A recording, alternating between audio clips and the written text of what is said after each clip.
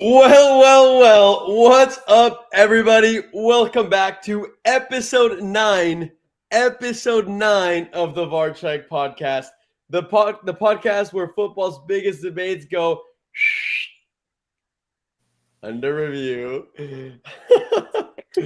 Oh man, we have a lot to talk about. The guy in the middle, Mr. Amirali, he is hopefully going to be joining us late at some point. So hopefully we have the whole crew today for this 9th episode of the VAR Check podcast. We have once again a lot to discuss. Real Madrid tied, Xabi Alonso, what's going on? Barcelona back in el Camp Nou. The Champions League match day 5 preview, predictions, etc. And then last but not least, per usual, at the end of the podcast, we'll be updating the power rankings. So you guys already know essentially the format of the podcast by now. It's a 9th episode.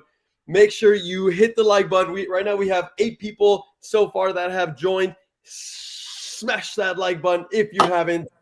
And without further ado, let's get started with our headlines of the week.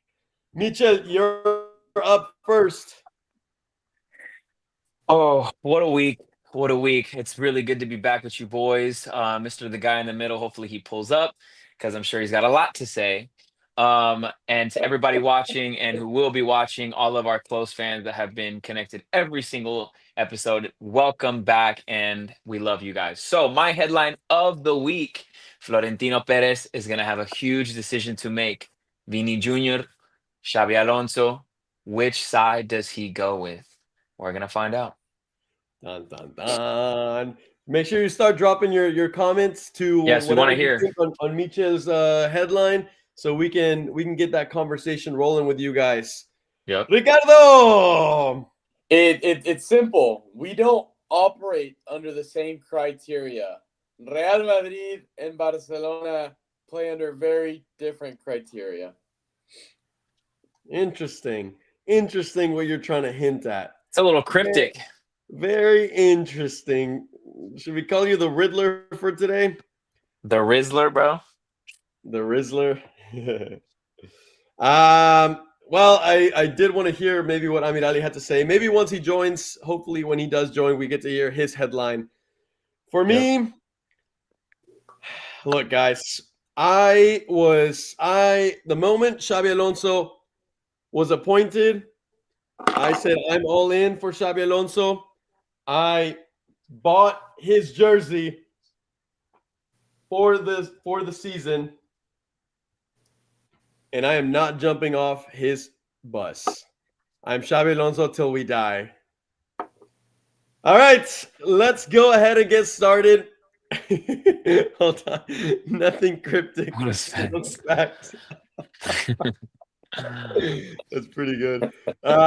Let's see. And then, hey, what's up? Hassan Abdullah. Two new viewers. I'm happy to see some new people coming in. Let's go ahead. I wanted to get started with Barça to kind of get the engines running, but given that Mr. Amirali is running a little bit late, I'm gonna switch it up and we're gonna start with Real Madrid. Now, as you guys already know, Real Madrid's coming off of a really, really horrendous month. I mean, I think the month of November has been chaotic for Real Madrid. They've played 3 games and have not won a single one. Two draws in La Liga, and obviously that horrendous loss to Liverpool in the Champions League. Mm-hmm.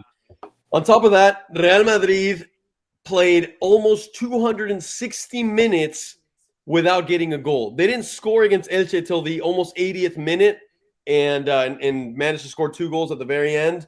There's a lot to talk about Real Madrid, and with that being said, Michel, I want to hear your thoughts on what's going on so far. Before we jump a little more into Xabi Alonso, of course, you're welcome to talk about him. No, we'll keep that for its own segment. But I'm not going to sugarcoat it, boys. At the end of the day, Madrid is playing like garbage. They're playing like garbage right now. They're playing with a team that has absolutely no direction, no guidance, no flair. One thing I really hate about Madrid is like when they're losing or when it's tied, like they play as if they're already winning 4-0. And they wait until they're down 1-0 to actually turn on the gas. And I get frustrated. I'm like, why can't you play like this from the rip? Like Barça, one thing that I kind of admire about Barça is that they are pedal to the metal all the way, sometimes to their own demise, right? Like they're over eager. We're talking about the high line. We're talking about the way they play. And they are exactly who they are, for better or for worse. You know, you live with that result. Madrid play to the level of the team that they're playing against all the time. And they kind of just like walk through and Mr. the guy in the middle. Sorry, guys. Always What a moment. he was watching live, wanted to make an entrance. We know you. He was waiting for this moment, guys. Everyone, drop a comment for Okay. Amir. Pulling up late. I got a call on this legendary phone, so I had to answer it, and then here we are. Oh my God. Oh no! He swears he's Lord. a doctor. He swears he's on call. What's up, guys? Well, What's your headline? Wait, before we continue, what's your headline? So I'm gonna forget the soccer and give the bigger headline, and I want everyone to wish Ricky congratulations for getting into our favorite place. So I'm not gonna say where, but that's my headline for today. And also, Inaki Penny and Hector Ford, favorite players of all time as of now, after this weekend. So Jesus, Amir. Way to come in and just bring my mood down. I know. I'm sorry. There he is. Hey. Abdul, if you don't know what that means, then you need to go back to on our channel content and watch the Real Madrid versus Barça in a Clásico reaction video. If you didn't watch it, it's okay. Also, you can just watch us instead. That's Peep the even better. comments too. Peep the comments. Yeah, for right now, just look stay at in the here. comment section. That's where it stems from. Okay. Let's focus back. Since after Amir abruptly interrupted the podcast, Michel, you were talking about Real Madrid, and keep going. Yeah, I mean, I think it's a team that just they're lacking direction right now. They're lacking flair. They're lacking spontaneity. I think Xabi Alonso has yet to figure out what his best 11 is, and I think he's still tinkering with the lineup. Which again, it's his lineup to tinker with, right? In Madrid is still first at the top of the league. You can't really hate too much, right? But it's gonna come down to bite you in the ass later when the team isn't gelling. And right now there seems to be, and we'll save it for the Xabi Alonso segment, but there seems to be more issues beyond that. But I'm just really disappointed in Madrid. It's like they're boring to watch right now, and like we're just waiting and crossing our fingers for Mbappe to do something brilliant. And he had his chance to to make it 3-2 and for Madrid to score, but he's human, right? Players are gonna miss, players are gonna have bad games. Unfortunately, it seems like Madrid as a whole has been having a bad month. I again hope that it happens now rather than later. So if that's the case, we want to see teams trend upwards. But Madrid is lacking a lot of confidence, and the biggest question is where is that stemming from, right? And I think that's the issue. Madrid is trending down right now. Barça seems to be trending up, which is going to make for a dramatic end of the year. So maybe that's exciting for all of us and for this podcast and everybody watching all around the world. But it sucks when you're watching on this side. But like you said, I'm with Xabi Alonso. It's completely unfair to judge him off of 6 months. You got to give him a year. You got to even give him 2. He's been put in a really tough position. We'll see how he goes. I think Mbappe for the whole beginning of the season was masking the same problems that we're seeing now. I think he was able to get a few goals in. A lot of those were penalties. But at the end of the day, it masked the scoreline, and Real Madrid ended up getting 3 points in games that maybe they didn't play as well. Now I think what I'm seeing a lot this month compared to the beginning part of the season is Arda Güler and Bellingham playing together. I don't think complement each other as well. I think they kind of I don't think they're getting into each other's spaces, but I think one isn't able to support the other and vice versa. Yeah, that's something that we talked about, the Arda Güler and Bellingham, how before Bellingham came back from injury, it seemed like that's when Madrid was playing their best. And then as soon as he came back, Bellingham, with all the weight in his name after with how much Madrid paid for him and everything, demanded that Xabi Alonso put him in right away. It happened against Atletico Madrid. And what did we come out here and say? Bellingham should not have played this game. But ultimately, Bellingham owns a big part of that locker room and runs a big part of that locker room, which put a lot of pressure on Xabi Alonso. And maybe Bellingham's return was the beginning of a change in Xabi Alonso's control in the dressing room, because that's something that we had never found before, and now we're starting to see a little bit more about. So a lot of the focus has been on Vini. I think we also need to potentially talk about Bellingham in the future. Amir, what are your thoughts so far? We haven't heard about you so far. I think I got only a part of what Michelle was saying, so sorry if I just heard the last part. I agree. I think he was put in a hard position. And I think over time he's gonna actually this team is gonna get better, as like we saw like glimpses of it during parts of the season. But I also agree with Ricky to the part of y'all can't rely only on Mbappe, but disagree with the fact that I think actually Arda Güler and Bellingham can complement each other in a sense that they they both play like a different sort of cam or like midfielder role for the team. That's my take on it. I also love the fact that you're still behind Alonso with your background. I'm glad you're not just falling. That was my headline. I am not getting of the Xabi Alonso bandwagon. I don't care how much drama is going on. I mean, if you tell me pick between Vini or Xabi Alonso, I will always want to choose Xabi Alonso, because I hold him dearly in my heart for what he did for Real Madrid, and I'm not letting. I mean, I love Vini too. I like, he won us 2 Champions Leagues, and I don't want to really talk shit about him. But but Vini's drama that he's always had on the field, I'm not gonna let that be the thing that kills off Xabi Alonso. Did he maybe make a mistake in a Clásico by subbing him out when he did? Sure, but people can make mistakes, and for that mistake, I don't think he should be killed off. He won the game. He also won the game. Let's not forget that, right? Yeah. I mean, ultimately, it's not like subbing Vini out was the reason why Madrid, ended up losing or tying the game or anything. Let's jump to the comments real quick. We've had some comments roll in. Ika, you're asking me what I mean by Bellingham, how him starting changed the locker room. So what I meant was, before Bellingham had that shoulder surgery, right? And then Real Madrid started the season, the first month and a half, almost 2 months without Bellingham. And we saw a team that without Bellingham allowed Arda Güler to feel like he was the man to transition the midfield to the offense. He felt like he was more important. And then when Bellingham came in, naturally Bellingham has a lot of power in the locker room because of the price tag that he came with, because of the fact that he's already won Champions Leagues with Real Madrid at such an early age. And in my opinion, he's too young to maybe have so much power, but the reality is that he does. And when he came in, he knows he has Florentino's full support. And the moment Bellingham snaps his finger and says, I have to be playing, I have to start, then Alonso has to put him in. And that kind of went against Alonso's, the way he was trying to manage the locker room. And that may have caused a shift in that locker room. I will say though, like we can't play two sides of the same coin, right? We say that Xabi Alonso is the manager to put egos aside, for specifically when it comes to Vini and being like, no, you're gonna sit down. When I tell you to sit down, you're gonna sit down.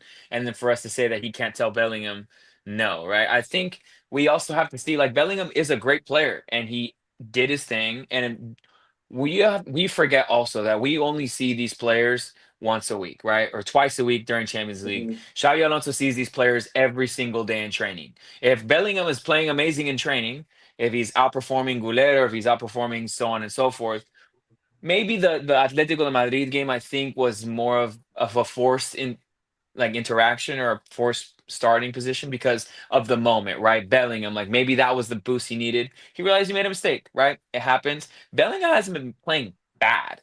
Right, I don't think he's been playing to the level that I think we expect him to. Yeah. But he had the assist. He had a goal in the game. Like, I understand what we're saying, but I also don't think Bellingham is holding a gun to anybody's head saying you need to start me. I think if anything, the issues are in other places. But I think Bellingham has earned his position. And again, he's not playing great. And he's not playing awful, right? You got to give him time. to get back into the rhythm. And then we keep going from league game to international break. And then these players get hurt and come back. Xabi Alonso has a bad month and then he loses his players, right? That's the problems that all of our teams have. But Xabi Alonso has not had a consistent time to sit down. Really, I mean, and again, we're all dealing with these problems, right? But that's the issue of the game right now. But that's exactly my argument. Out of that Goulet, you watch him play on the field, he plays incisive passes. Like he is good on the ball. He's not losing the ball. And Bellingham as well. He's still getting goals. However, the issue arises from the midfield not being able to transition the ball quickly enough to Mbappe and support him. The way Mbappe gets goals is that long through ball. So yes, individually they're both playing fine, but you need one a little deeper to help the build up. So then the single cam distributes to the forwards and gives them the priority. Bellingham is the type of player to come in from a deep position and act almost like a second striker. Whereas Goulet is the type of player to like distribute, play like the more prettier attacking mid option. And unfortunately, them two together, in my opinion, don't complement each other. And it's creating a bigger problem further back. But again, Madrid is continuing to do, and again, the same way that I'm not going to let Madrid use the same excuse that Barça, when we say the same thing about Barça, but it is a fact. Again, Madrid, at the end of the day, they need to be putting away Elche, right? No questions asked. Madrid, but with that being said, though, game up. With that being said, okay, on paper, and we talked, Ricky and I talked about this in our video. On paper, yes, Real Madrid needs to be putting Elche away, but that Elche team is honestly very well prepared, very well put together. You look at their lineup; they have some quality players in there, and they had already played really good game against Barça, and now they're in their stadium against Real Madrid. That's clearly not living their best moments. I think we also have to give Elche a lot of merit for the result that they pulled out. It's not, of course, just that they Real Madrid deserve out there and played a terrible game. Yeah. Honestly, they probably deserve the win. I mean, at the end of the day, the ex-Real Madrid striker scored against us, right? Both players were ex-Real Madrid that scored against us. So they have their little Real Madrid base, they have their little Barça base, and they have some experience in Andre Silva and a couple other players. Ultimately, I think this Elche team is pretty good. The tiki-taka they played was insane. They played pretty. They played first goal. I mean, I'm kind of confused though on what I'm kind of confused, and maybe we can use this time to transition into the Xabi Alonso thing, but I'm kind of confused on what our system is, because I remember going into this year, we were talking about a back three. Now, sometimes we don't see that. Now we see possession based, and then sometimes we don't see that. And then we kind of go back to the 4-3-3.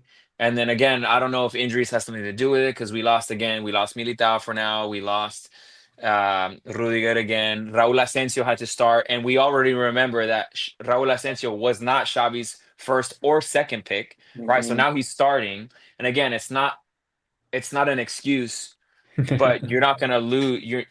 You're not going to say that it's not affecting them, right? Madrid should still put him away. Elche, credit to them, they played a hell of a game, but I think right now Madrid they don't have an identity that they've locked into the way Barça has with their high line. Again, but like it or not, that's the way they play. It takes a whole lot of time to truly find that identity, especially when you have a manager that hasn't even been here for more than half a year. And does it though? But look at Hansi Flick; he played the same way from the rip. Okay, sure, but Xabi Alonso, Hansi Flick has been a coach just for much longer. Maybe Xabi Alonso is also trying to find his true identity. And the thing is, I thought it was really interesting that this game he started with the five in the back, right? The three center backs and then the wingers. And I told Ricky, I feel like this is a clear statement from Xabi Alonso that maybe he's been listening to how Madrid needs to play too much, and with all the criticism that he's been getting the past 2 weeks, maybe he was trying to make a statement and say, "Hey, look, if you guys are just going to criticize me, then let me just play the way that I want to play." And he almost reverted back to his Bayern Leverkusen days where he was running the five in the back. Did it work? No. But with that being said, I don't put him at fault for the fact that for one game that formation didn't work. I think he should still try it out. Maybe against this team, it wasn't the right time to do it, but I still think that it's fine for him to have a little personality, to come and put his own signature into how he wants the team to play. I think he's just having to deal a lot with the egos and the way he wants to play And all of this is just kind of affecting because he's not getting to truly do what he wants to do. That might just be the problem for coaching Real Madrid, though. Well, then what do you Right. think? I mean, this is a question to all three of you and everybody watching. One thing that I have yet to figure out is how come Madrid plays so different game to game to game. It's like I a think new team I watch every single game, every single moment. It's a completely different energy. It's a completely different formation. It's a completely different like mindset, different lineup. Like we haven't seen consistency. And again, maybe the injuries play a part, but I'm just talking about We really just don't the have way that they many. play. I'm gonna get a lot of backlash for saying this. I know it. I think that the Real Madrid players think that they're better than they actually are. I think they think they're still that same team that won all those Champions Leagues just because they play for Real Madrid. Whereas if you look player by player, a lot of them were not there for those wins. And I think they just expect to win. And then the players that have won are just expecting to continue to win. They're not working hard. And you said it.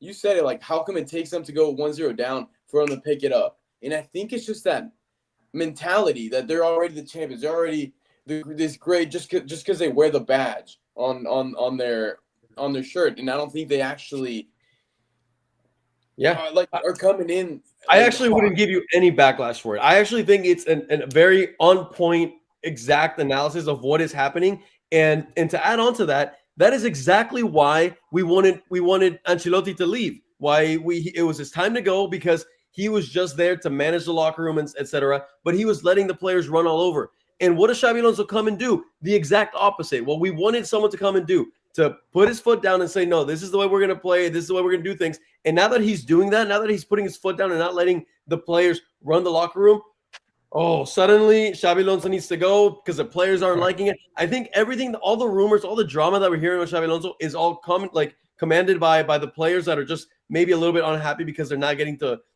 walk all over the club like they want to. And so that's why I'm taking Real Madrid's side. I'm taking the club side, and I'm going to double down on Xabi Alonso. And at this point, if Vini is the toxic one, let Vini leave. I don't give a fuck. I agree with you. I agree with you. No, go ahead.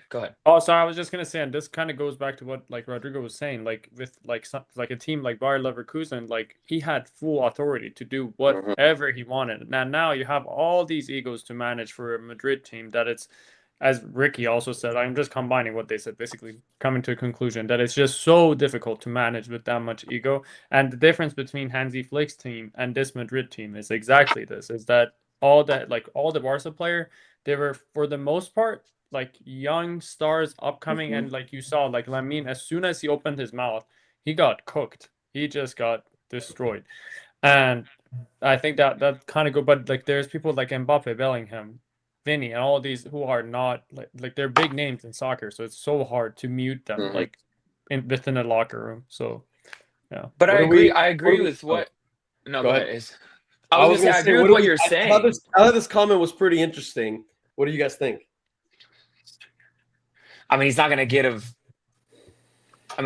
all of them, right? Yeah, not all of them. It's just Vinny, I think, that's causing issues. Is there anybody else that I don't know? Well, listen, about?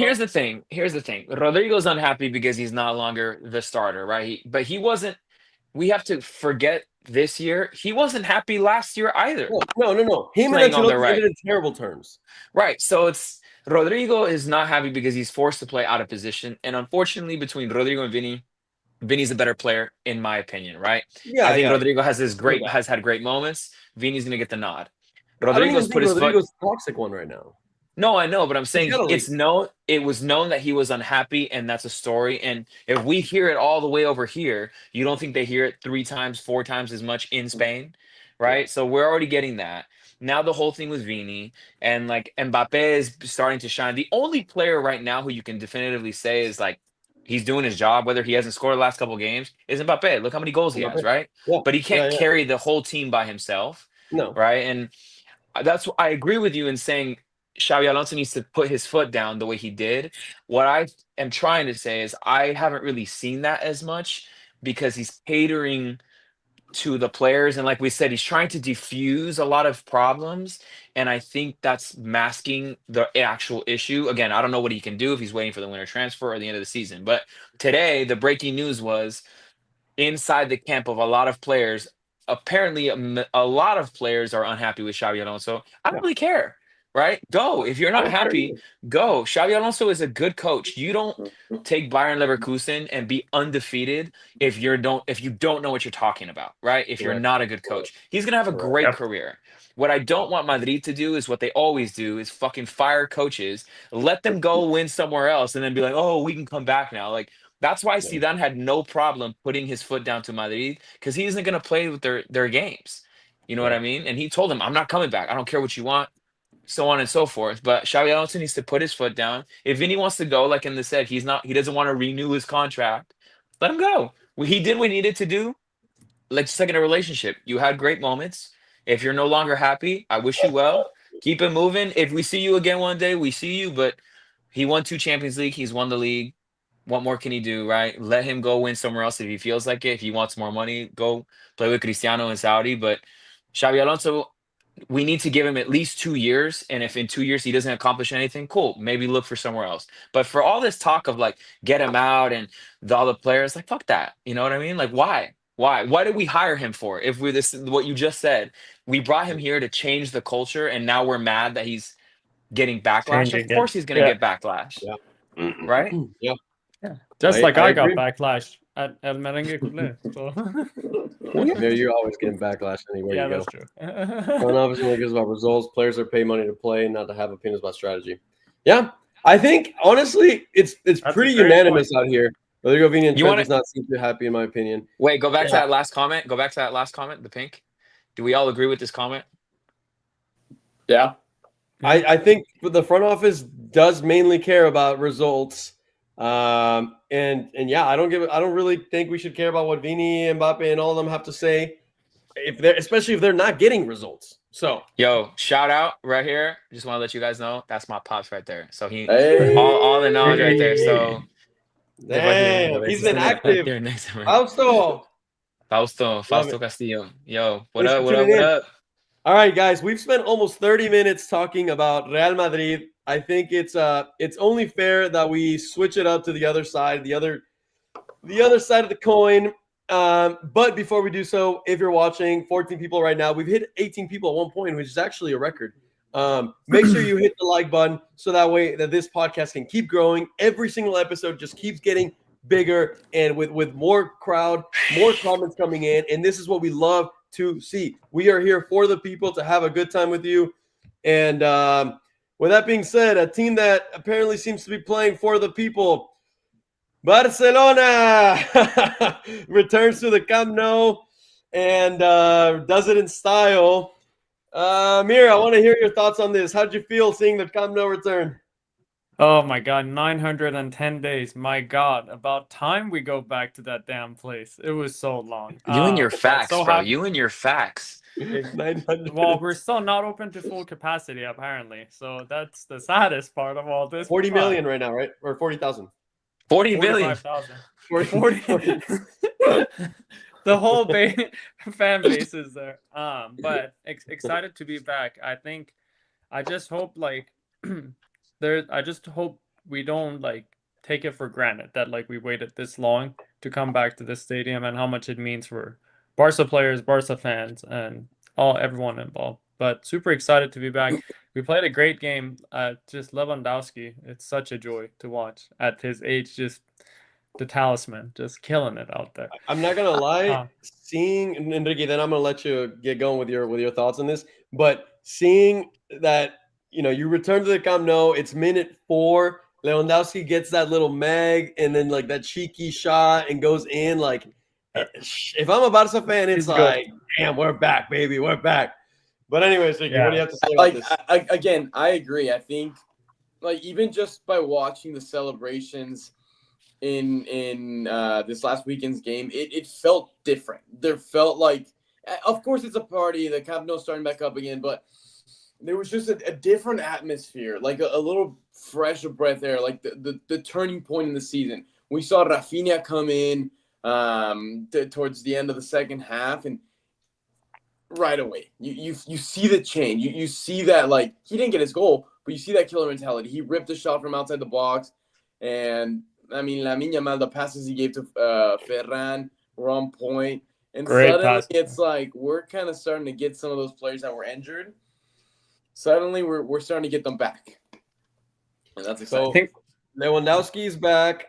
Rafinha finally returns. Joan Garcia is back. Mhm. Lamine Yamal seems to be potentially playing, feeling better from his whole injury stuff.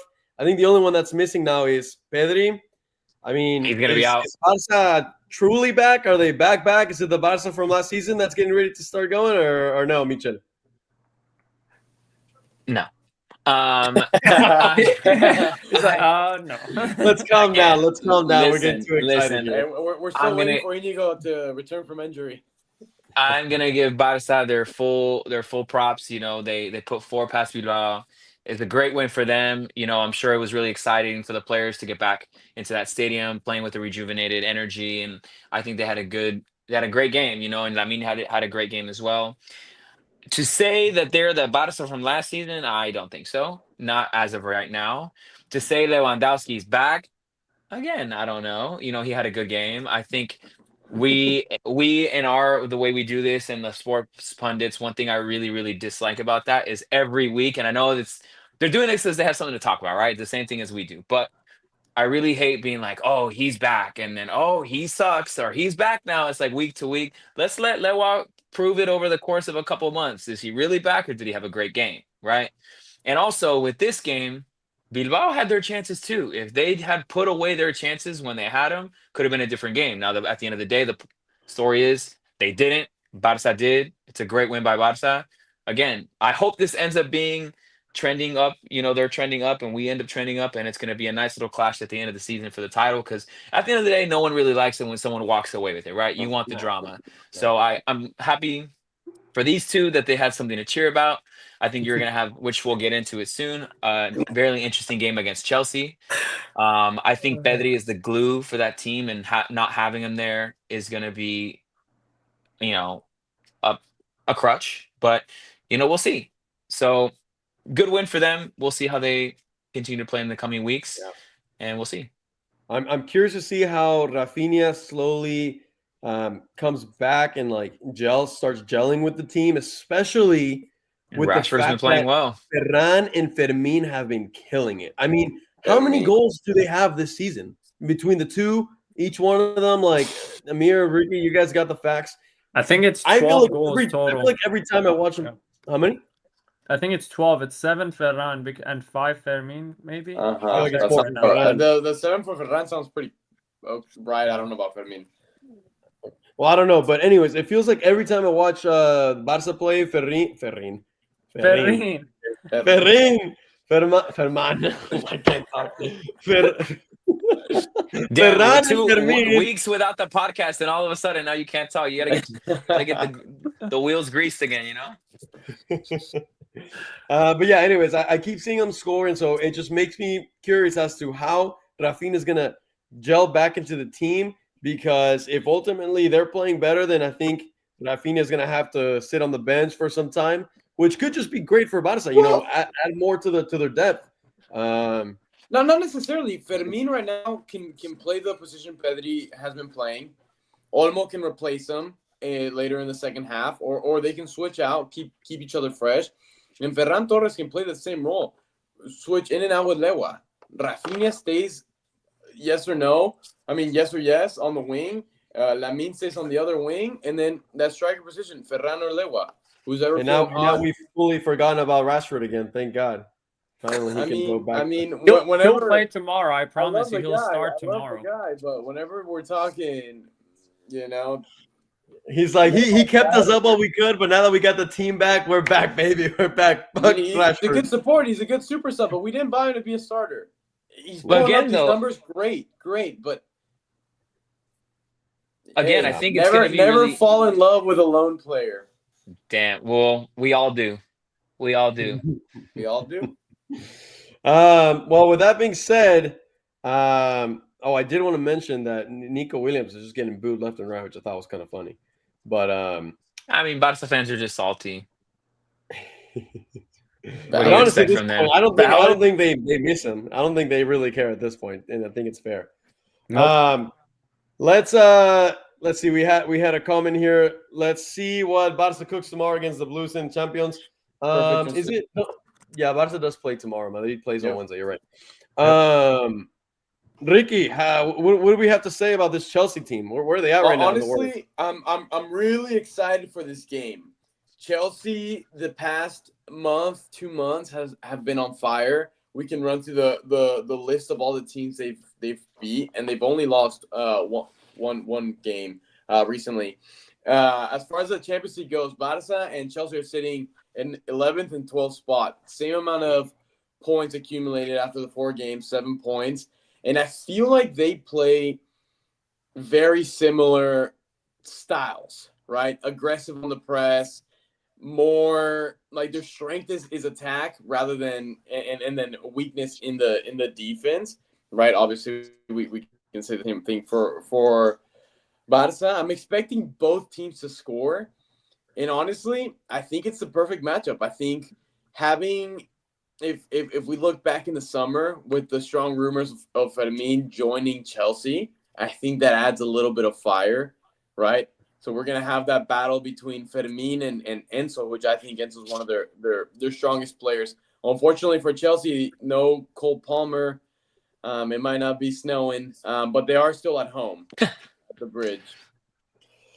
Wow, I feel like I'm ready to put a bet after that analysis. Both teams To score. give you Score over 3 goals. To give you even better odds, they've met 16 times. Out of those games, 5 wins for Chelsea, 5 for Barça, 6 draws, 20 goals for Chelsea, 21 goals for Barça. That is so Neck to damn neck. even. Neck to neck. Probably honestly the most painful one was the 2012 that Fernando Torres just scored that last minute. God. Oh. Yeah, so but as Messi said, there are teams that Barca hates more than Madrid, and Chelsea is high on that list because of those times. But yeah. I almost So feel like More I'm than wearing a Madrid? Chelsea jersey. sorry, If you what? just see this- If you just see this, I feel like I'm wearing a Chelsea jersey. Yeah. Low-key. But no. I mean, it's going to be a good game. Michel, do you have anything about it? Not much. I think it's going to be a good game. We'll see what happens. Again, I think Barca is coming in with a lot of momentum, but so is Chelsea.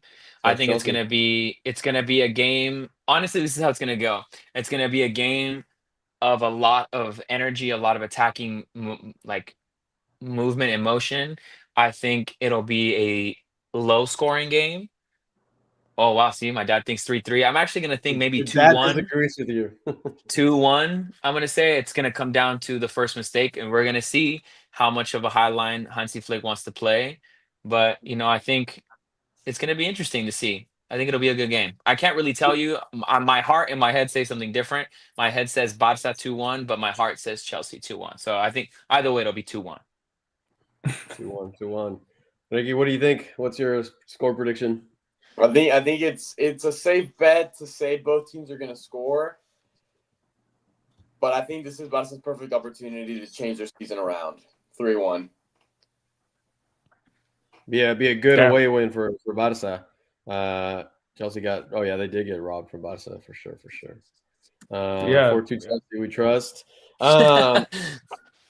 Amir, what's your score prediction?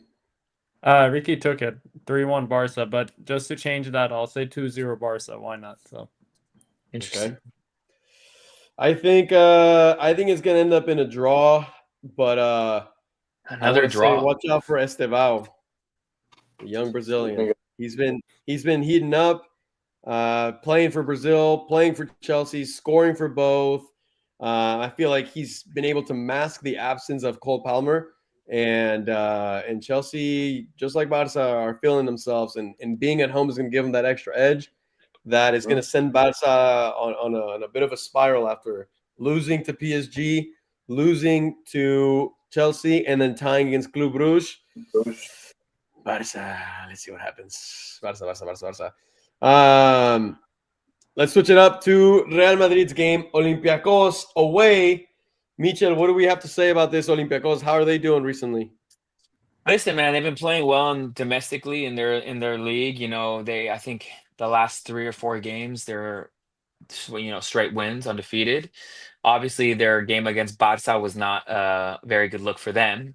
So hopefully Madrid can replicate that. But again, it's same thing as Elche, right? They're probably not a bad team. They're well coached. Obviously, they're doing great in their league.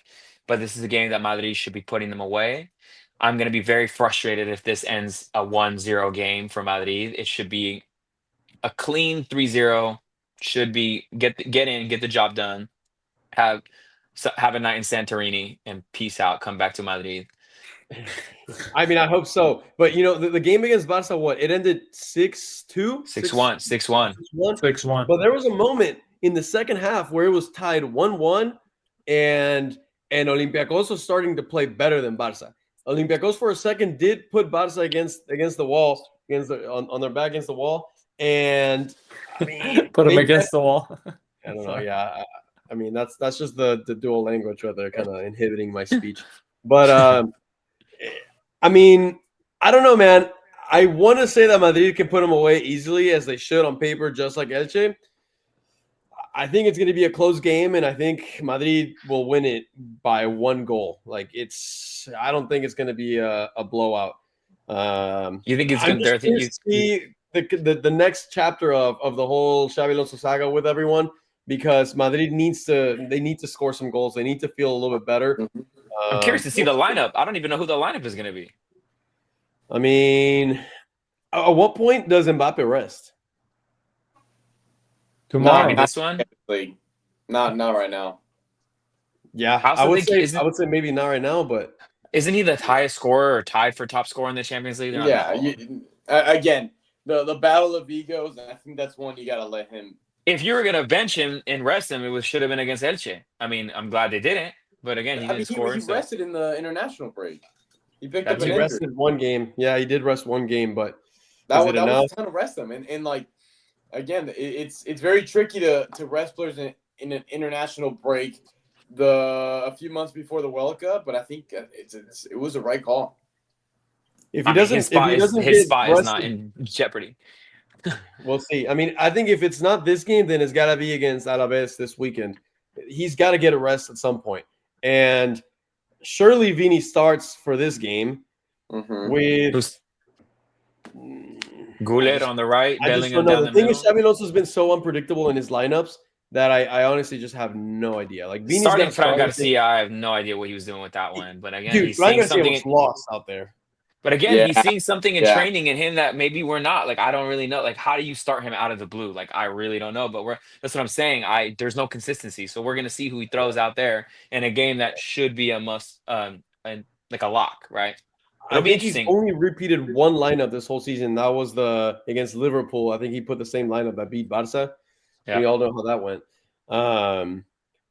We'll see. Amir, Ricky, what are y'all's score predictions for this match? So I'm going to go historically. Once again, just give some stats. Last time they met, 2007, it was 0-0. You're getting another call, doctor. Sorry, I canceled it. We're good. You're They'll be okay. Yeah, we know. They'll be okay. Just don't let them see this episode. 2007, 0-0. And then in October of 2007, Olympiacos beat Real Madrid at Bernabeu 4-2. And I'm hoping history repeats itself and we get like a 2-0 game for Olympiacos. And I don't think it will happen, but it would be nice. I'm gonna say 1-0 Madrid actually. Okay. So another narrow victory. I'll go 3-0 Madrid. I think they're gonna find a good rhythm. And just clutch up. Not much to talk about against Xabi Alonso after this game. My prediction. I really want to see the five defender in the back for Madrid. I think it might be the system that will actually work out really well for them because of the amount of pace and the amount of talent the team has. But I don't know. We'll see. I have my questions about that. If Trent had overlapped just a little bit more, I think he fits perfectly into the system. And I think Carreras at left wing back rather than him playing left center back would make a huge difference. I know, obviously, the injuries and the lack of that third center back is really hindering that system. But I think those are the 2 main changes. I mean, when we look at the way he played with Leverkusen, was the wingbacks ran the show. They provided that extra bit of support to the midfield and also the attack. For sure. Yeah. Speaking of center backs, Asensio played a great game, and I thought Hoysen, even though he scored, has been a little bit weak. But we definitely need Militao back, who's been, I think, having the best season out of all the center backs. And I'm curious to see what Rudiger will bring to the team. I feel like at this point, Rudiger's been gone for so damn long. I'm starting to forget how he even plays. By the way, as I'm speaking, I get this notification, breaking news. Vini Jr. has informed Florentino Perez that he does not want to renew with Real Madrid while his relationship with Xabi Alonso is damaged. We'll see. Could be just a bunch of rumors, but if that's the case, though, peace. I mean, could be good riddance at this point. I don't know. We can still make some good money from Vini and move on to the next chapter. Guys, everyone's been a little bit quiet in the comments. I want to hear your thoughts on the Barça Chelsea game, score predictions, same as Real Madrid versus Olympiacos. And then with that, let's go ahead and transition to the next games of the Champions League, because believe it or not, this match day 5 is actually on fire with the amount of games that we have. Yeah. A lot of the games that we had been waiting for, a lot of the games that will define and potentially move teams around in our own power rankings. We briefly talked about this one. Some comments are coming in. Here we got, I think Barça win 3-0. That'd be a pretty big win for them at Stamford Bridge. We'll see. Michel, there's your dad supporting I think you guys are just Marseille supporters at this point. Well, you seem to be a colchonero too, so I don't know. It is all obscure. I knew that was coming. Well, speaking of colchoneros, Atletico Madrid plays against Inter Milan in a game that is going to be huge. I mean, Atletico Madrid has maybe not been playing amazing, but still getting some wins. And then on the other hand, Inter has actually been dropping a lot of points in Serie A. They lost this weekend to AC Milan, but find themselves in the top of the Champions League table because, in my opinion, they have not been truly tested. What do we think of this game? Who's taking it? Ricky. And it is in Madrid, by the way. I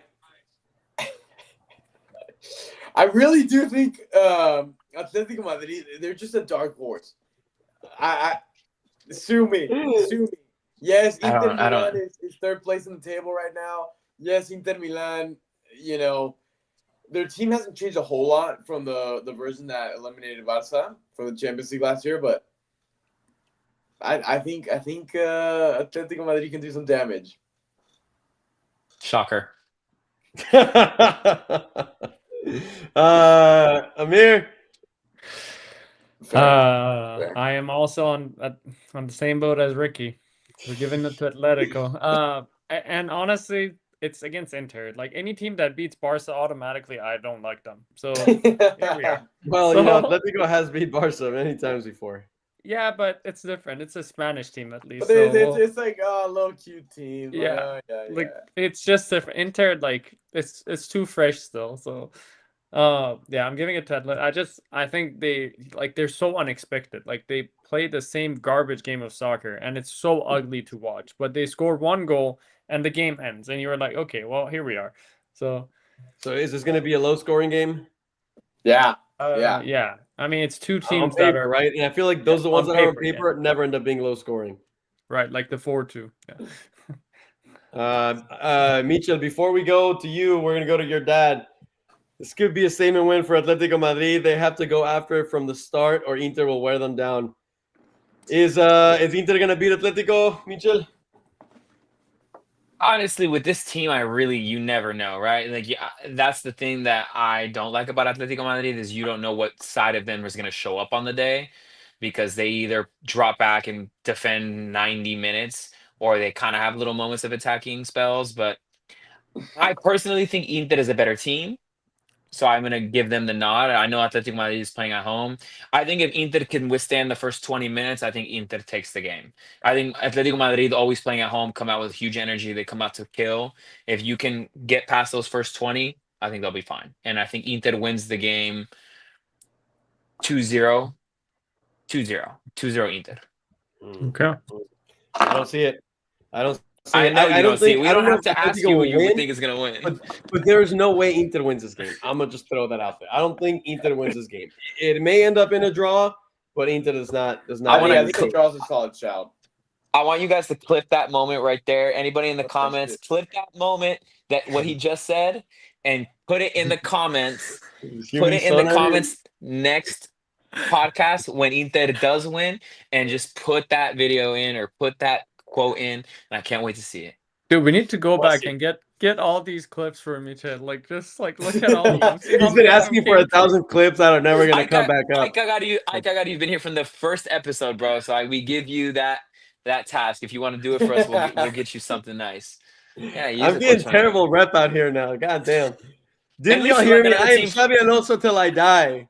I I am mean, at least Real you like Madrid another. till I die. At least you like another team from Madrid. It would be bad if they were from another team from Barça, right? So at least you stick in with the same city, There you go. At least I'm Madrid till I die. right? Madrid till you die. All right.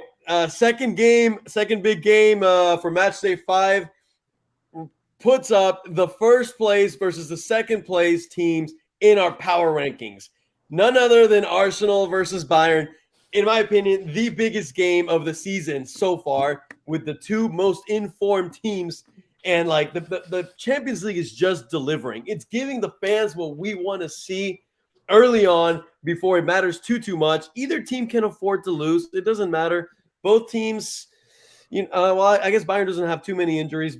Arsenal might have some, but both teams are coming off great victories this weekend. Arsenal won 4-1 in the London Derby against Spurs with Eze getting a hat trick. Meanwhile, Bayern cooking per usual with Kane scoring, Olise scoring, El Carl, the little youngster, scores again. I mean, they're just cooking. Who's going to win this one? Who's at home? Arsenal. That's the Emirates. team. I'll go Bayern. I love Arsenal. I'm gonna go Arsenal. So I also go Arsenal. I want to see Arsenal win. I think Bayern is going to win though. So we're divided. We're Ricky, divided. we're divided. 2 people for Bayern, 2 people for Arsenal. Even though I think everyone here, the whole crew would want to see Arsenal win. But for any American viewers that get Wednesday off for Thanksgiving, that's the game you're gonna want to have those 2 TVs side by side, or maybe even just go to a bar and just hang out, enjoy it. I'm excited. I just hope it's not a Honestly, blowout. I hope it's not a blowout. I don't think so. I don't see either team blowing each other out. No, I mean, mean- I think both of those 2 games are just so even. Yeah, I agree with your dad. Feels like a final. I mean, Mhm. this could easily be the Champions League final at the end of the year. We'll see. Calm down. Make sure you clip it, guys. Also, You said it here let's not forget Diaz is suspended for 3 games. Oh, that's a big one. Actually, that's a big one. I'm glad you brought that up. Could be a factor. We'll Do you think see. that was deserving of a 3-game suspension, more No. or less, or is that the right amount? It was kind of a criminal tackle, but 3 games maybe a little too much. dude, it's harsh. I I'd say could- max 2. Max 2. I think max 2, but it is what it is. Harry Kane will punish Arsenal. We'll see. Kane returns to London, to England. So we'll see. Divided, 2 for Bayern, 2 for Arsenal. Nonetheless, We'll see. it's going to be a good game. But now, a game that I really wanted to talk about.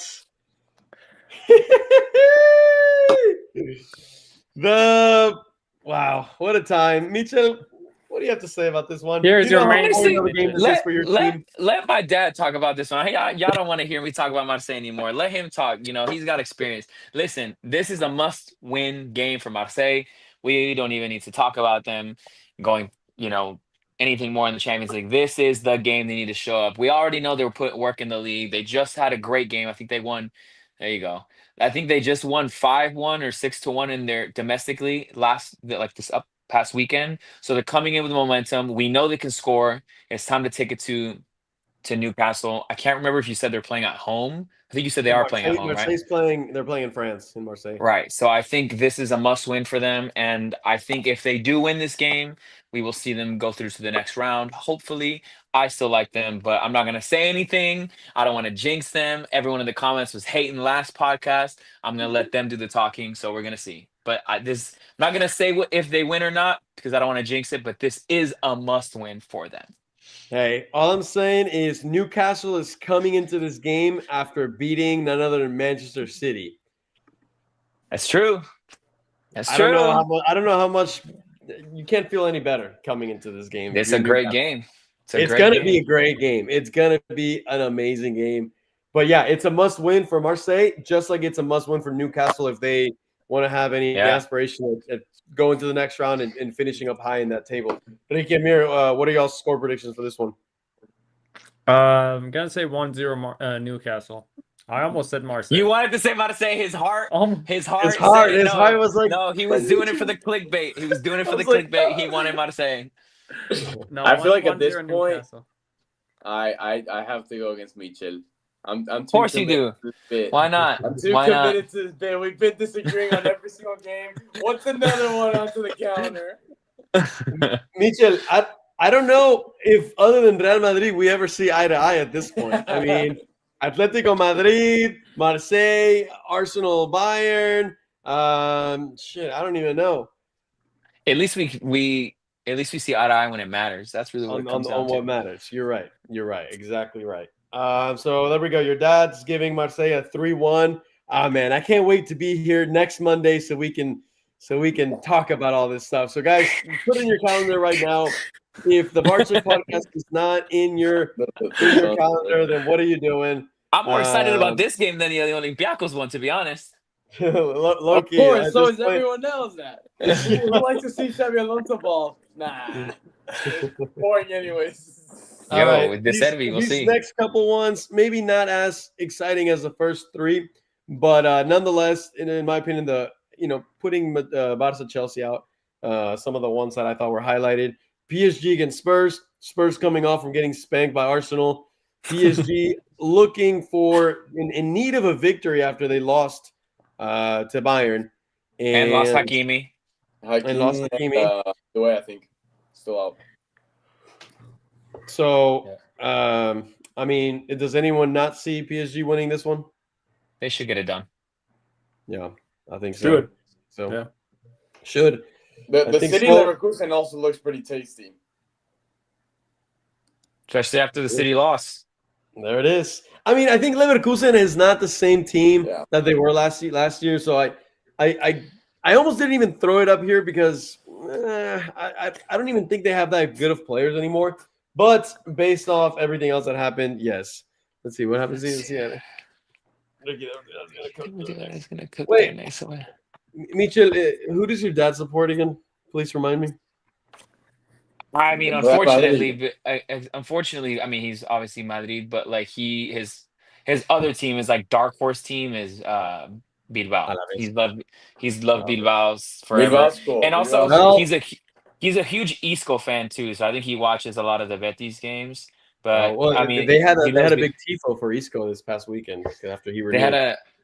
He's a big Bilbao fan. But the weird thing about my dad is, and Dad, I'm gonna put you on blast for the whole city. My dad be watching the most random games. Like I'll be like, "Yo, did you see Madrid play against No, I was watching Marseille. No, he'll be like, "Yo, I was watching third division Honduras, like this kid from blah blah blah." Like, and like he'll tell me about players. I was like, "Dude, like what? Like who are you talking about?" And then 4 years later, it's like, "Yeah, remember that kid I told you about from freaking Uruguay? Yeah, he's playing for blah blah blah." And I was like, "Oh shit!" But my dad likes Bilbao. He doesn't really watch the EPL. He likes watching his team in Italy is Torino and Roma. Those are the teams he likes. Hey, Roma. I was a huge Totti fan back when I was little. That's why I love Roma. Real Madrid and every team playing against Barça. Yeah, that's honestly me. It's Madrid, but my dad roots for Barça. Let me tell you this: the only time I ever heard my dad rooting for Barça was when Barça was playing Arsenal in the Champions League final. Anytime Barça plays against any EPL team in a final, Mhm. my dad always roots for the Spanish-speaking team. So there have been times my dad has gone for Fair. Barça to keep it within Spain because my dad hates EPL teams. That's Hey, fair. that's kind of like me with I hate in Atletico the Champions Madrid. League. I'll root for the Spanish team if I must. Yeah, see. So, anyways, real quick, everyone, City win for sure. Yeah.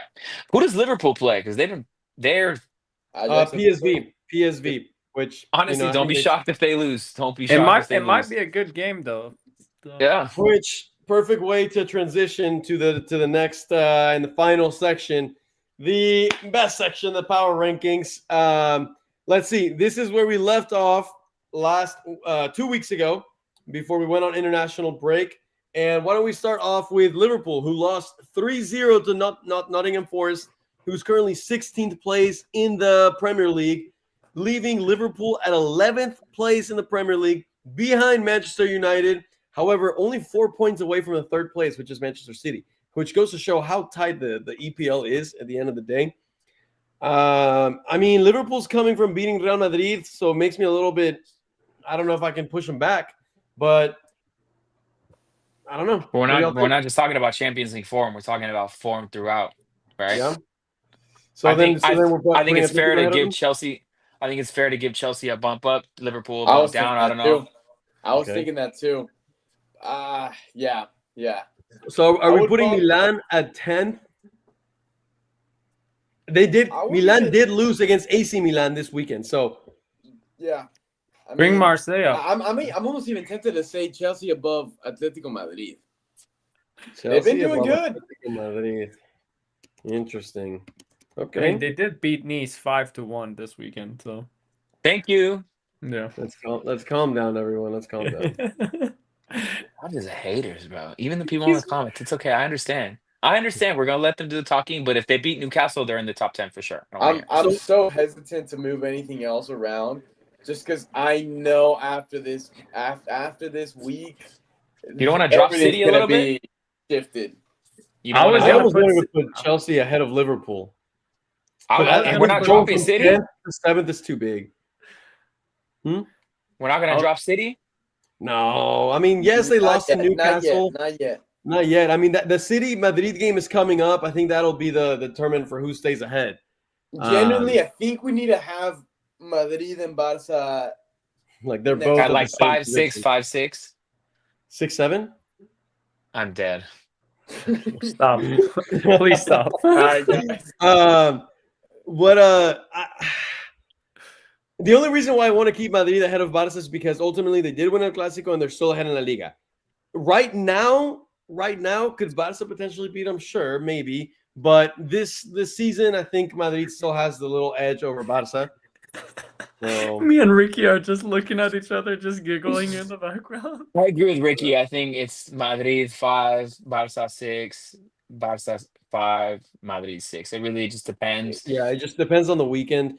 I don't think don't we know. tinker with this power ranking too much. We let this Champions League week play out because This is Man the big City one. could lose, Liverpool could lose, Mhm. we could all Mhm. lose, right? And I think the big one is going to be who claims that number one spot, Arsenal or Bayern. So I Mhm. think Mhm. we let it play out the way it does. Yeah, I still think Honestly, Atletico shouldn't be in the top 10, but we'll let that happen. We'll let them first, slowly I'd say we marinate need to- out. I mean, this might be the week they get knocked out, or Hold on. sit back at 10. Who could come in and replace Atletico out of, Marseille. Amiche, let's get serious, bro.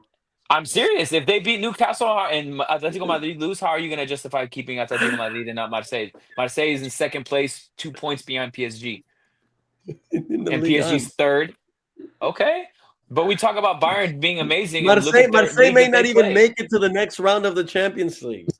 Madrid was in 16th place last year in the Champions League. What are we Marseille's talking about? 25th. One higher than Marseille is right now. 25th. Yeah, well, they're not the same team. Like I said, you're very hard on Marseille and not equally as hard on Marseille as you are on Atletico Madrid. That's what I'm saying. Atletico Madrid's been winning their games, though. All of them. When was the last time they lost? Amir, pull up the stats. Ooh. I don't care about Atletico Madrid. They don't play well. Who cares? They beat freaking Sevilla or whoever they're playing. Cool. My dream would be if Atletico and Marseille come up in the next round of the Champions League. I mean, Yes. I hope they both play each other. yes. That'd be I hope cool. they play each other. it'd be amazing. But anyways, honestly, I was just gonna say that before we finish off this podcast, that once again has been very successful. That I'm pretty proud because we've come up with a really good power rankings to the point that we haven't changed it that much because it's pretty. I think it's pretty solid. Like we have the teams right where they should be.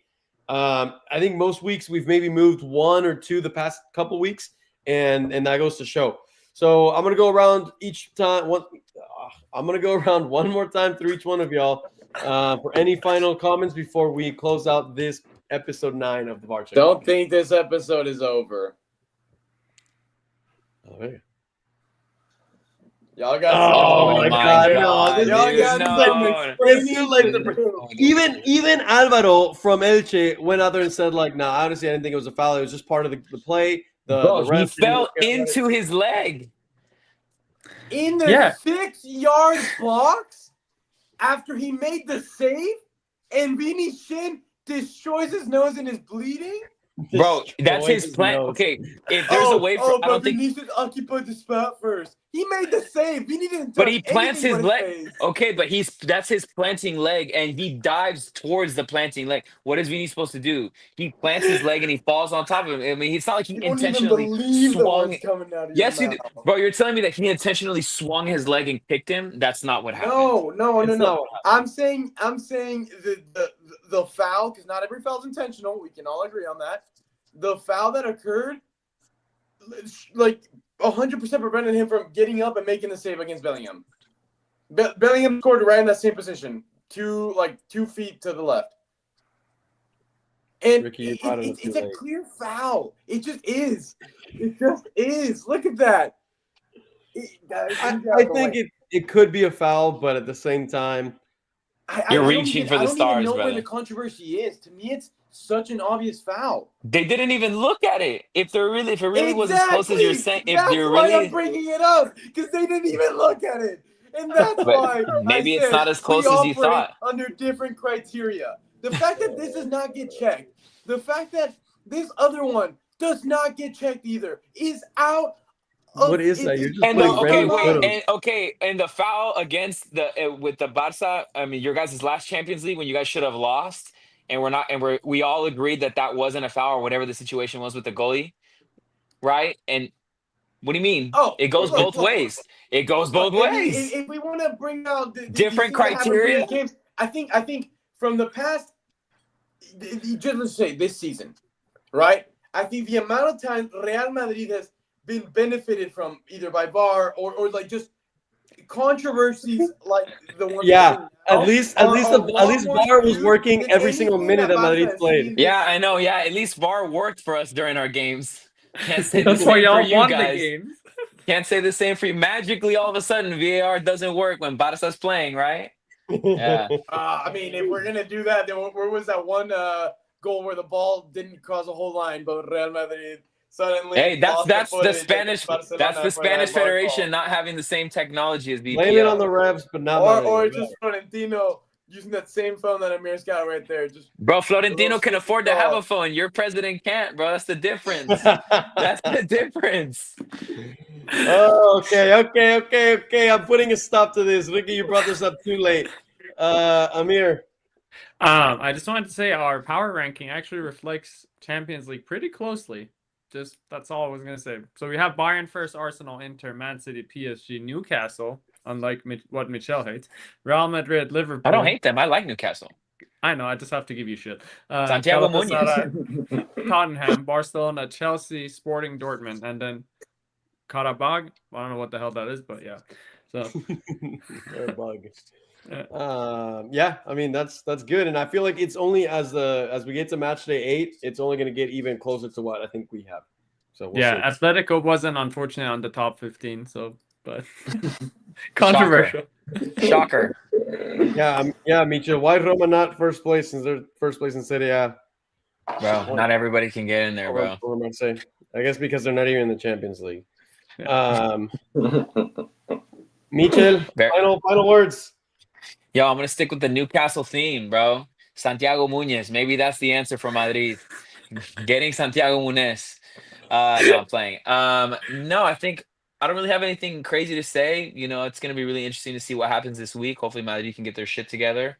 And like I said, if it comes down with the breaking news today about Vini and Xabi Alonso, I'm putting it right here, putting my name in it.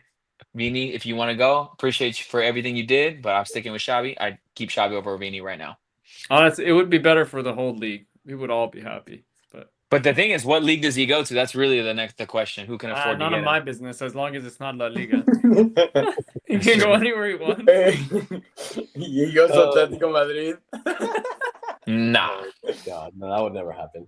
They've literally hung up a picture of him or a little toy of him on a bridge. Okay. No one thought Figo would go to Madrid. Who knows? We'll see. All right, guys. That is it for episode 9 of the VAR Check podcast. Thank you for all of you that tuned in. We've had yet again another fantastic episode. Episode 10. I cannot believe episode 10 is coming up. Make sure you hit the like button for this one if you haven't, to help us out to reach a lot more people. Leave a comment down below. And without further ado, we'll see you this week for those Champions League videos in El Merengue Culé. And as always, clip it. Cut that shit, chat.